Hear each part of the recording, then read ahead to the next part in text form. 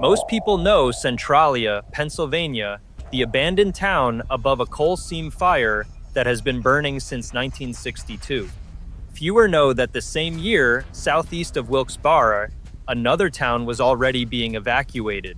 Laurel Run had been burning since 1915. Its underground mine fire started at the red ash coal mine, deep in the anthracite seams, and had spread for 47 years before Centralia's fire even began. One town became famous, the other was erased and forgotten. The difference, who received help and who did not, is the more revealing story. It starts on a single night in December 1915. December 6, 1915, began as an ordinary day in the anthracite fields near Wilkes-Barre. The red ash coal mine, one of the largest operations in Pennsylvania, ran its shifts as usual. That night, a miner finished work and left his carbide lamp burning, hanging from a timber deep underground. There was no night watchman on duty. The lamp's flame caught the timber, and the timber caught the edge of the red ash seam. In minutes, fire found its way into the coal. The mine's logbook recorded nothing unusual at first. By morning, smoke and heat signaled a problem. The company's own incident report described uncontrolled combustion within the Ross and bottom red ash beds. The red ash coal mine was built for efficiency, not safety. Its galleries followed the anthracite seam through the ridge, supported by timber and open to the air. The coal seam fire started quietly, hidden behind bulkheads of concrete and sand. The Pennsylvania Department of Mines sent Inspector H.M. Riggs on December 15th. His report called for immediate sealing of the affected tunnel. The company responded with concrete plugs and sand fills, hoping to starve the fire of oxygen. Court records from January 1916 show the company pledging to pour concrete into the burning drifts after neighbors filed complaints. The red ash coal mine became a battleground between fire and stone. Centralia would not see its own coal seam fire for another 47 years. In Laurel Run, the underground mine fire burned beneath the surface, invisible but persistent. The anthracite seams smoldered behind concrete bulkheads, waiting for air. The company believed the fire could be contained. Early measures focused on sealing, not extinguishing. The abandoned town that would later disappear began its slow decline that night. The red ash coal mine, a symbol of Pennsylvania's industrial ambition, became the starting point for a disaster that would span a century. The first attempt to control the fire set the pattern for decades of struggle between human engineering and the deep forces beneath Wilkes-Barre. By 1921, the underground mine fire had escaped its earliest seals in the red ash coal mine. A state inspector's note that summer recorded the fire burning through a network of 3 seams: the Ross, top red ash, and bottom red ash beds. The anthracite beneath Laurel Run was no longer confined to a single corridor. Instead, the coal seam fire moved laterally and downward, following the dip of the ridge and the abandoned galleries left by decades of mining. Each seam acted as a separate channel. The fire advanced quietly, feeding on oxygen from cracks and old vent shafts, invisible on the surface but always spreading. The fire's reach expanded over the next decades. By the time mining ceased in 1957, the red ash coal mine was a labyrinth of passages, some collapsed, some still open, all vulnerable to the slow progress of heat and gas. The closure file from that year cited ongoing underground combustion as the reason for abandonment. No attempt was made to extinguish the fire. Instead, the mine was left to smolder under the ridge, its presence marked only by occasional wisps of smoke and the faint smell of sulfur drifting over Wilkes-Barre. In May 1962, another coal seam fire began in Centralia, Pennsylvania. While Centralia's fire started with a landfill burn, the underground mine fire beneath Laurel Run had been burning for 47 years. That September, the first evacuation order was issued for Laurel Run. Residents were told to leave their homes after gas readings and ground instability made the area unsafe. In the space of 4 months, Pennsylvania faced 2 abandoned towns, one newly threatened, the other already hollowed out by decades of anthracite burning beneath its streets. The 2 coal seam fires, Laurel Run and Centralia, became linked in public memory not by their origins, but by their timing. Both emergencies unfolded in 1962. Both revealed the scale of Pennsylvania's underground mine fire problem, yet only one town would see immediate, large-scale intervention. The fire beneath Laurel Run, routed through the Ross, top red ash, and bottom red ash seams, was now a hidden force shaping the fate of the region. Its advance set in motion a series of decisions that would separate the story of this abandoned town from the more famous disaster at Centralia. For decades, the underground mine fire beneath Laurel Run remained out of sight, but the quiet disaster turned visible as the years passed. In the anthracite fields near Wilkes-Barre, the practice of pillar robbing, illegal removal of coal left to support the mine roof, became common. These missing pillars hollowed out the ground above the red ash coal mine. With each robbed pillar, the roof lost strength. The abandoned town above began to show signs of collapse. Ground subsidence opened cracks along the ridge. In some places, entire sections of road buckled and dropped. Residents reported sudden sinkholes appearing in their yards. The land, once stable, shifted underfoot. The coal seam fire, burning since 1915, now had new pathways. The voids left by pillar robbing allowed air to reach the smoldering anthracite. Oxygen fed the fire, and combustion gases found easy escape to the surface. Carbon monoxide and carbon dioxide seeped up through old vent shafts and fissures. On cold nights, a blue glow hovered above the cracks, evidence of burning gases meeting open air. The phenomenon, noted in mining reports, became a warning sign.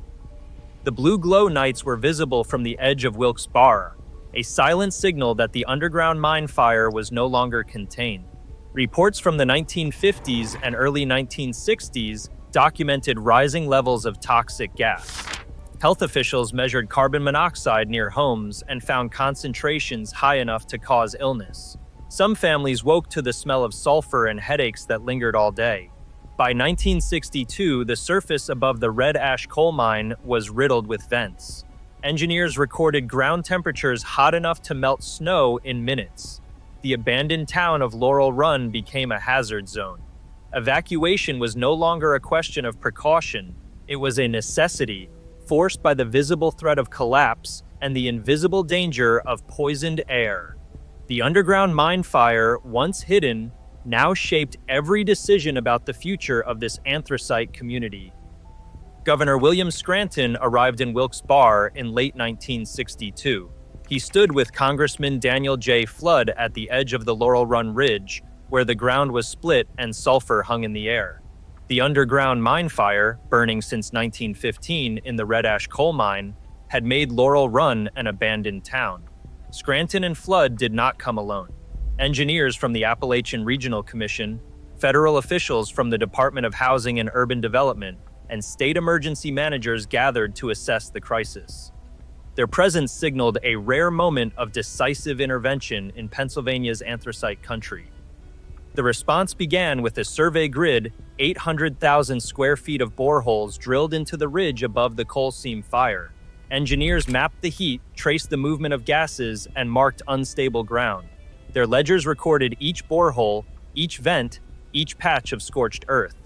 The scale of the hazard required more than technical study. State and federal funds were released within months. The Appalachian Regional Commission allocated $1 million to the emergency. Pennsylvania matched with $500,000 more. HUD opened a relocation program, buying out homes at fair market value. By 1964, the practical measures were underway. Contractors raised more than 150 buildings, including the school, the church, and dozens of houses.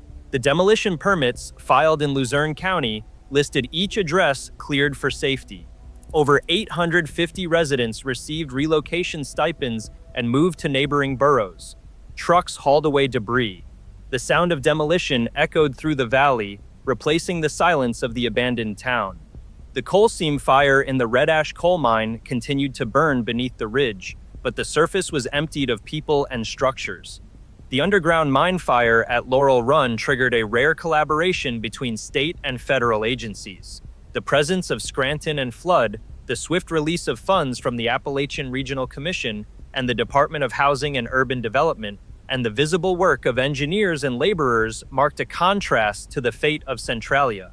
In Wilkes-Barre, the legacy of anthracite mining brought both disaster and an organized response. The abandoned town of Laurel Run became a record of what can be done when political access and emergency funding converge. The coal seam fire remained, but the hazard above ground was removed, at least for a time. Centralia, Pennsylvania, waited more than 2 decades for the kind of intervention that arrived in Laurel Run within months. The underground mine fire beneath Centralia began in 1962, the same year as the final evacuation order for Laurel Run. Yet while the abandoned town near Wilkes-Barre saw immediate action, Centralia's residents remained above a coal seam fire for over 20 years before the first federal buyout. In 1984, Pennsylvania allocated funding to relocate Centralia families. Eminent domain followed in 1992. By 2002, the town lost its zip code. The coal seam fire beneath Centralia spread in 4 directions, mapped by state engineers as it moved through fractured anthracite beds. The red ash coal mine in Laurel Run, by contrast, burned along 3 principal vectors, its advance limited by the ridge's geology. A peer-reviewed study published in 2007 by Melissa Noelter, Daniel Weiss, and Harold Arend examined the documented disparity. Their work, published in the Geological Society of America Review, found that early political access determined outcomes. Laurel Run's proximity to Wilkes-Barre and the advocacy of local officials brought Governor Scranton and Congressman Flood to the ridge. Federal and state funds arrived quickly.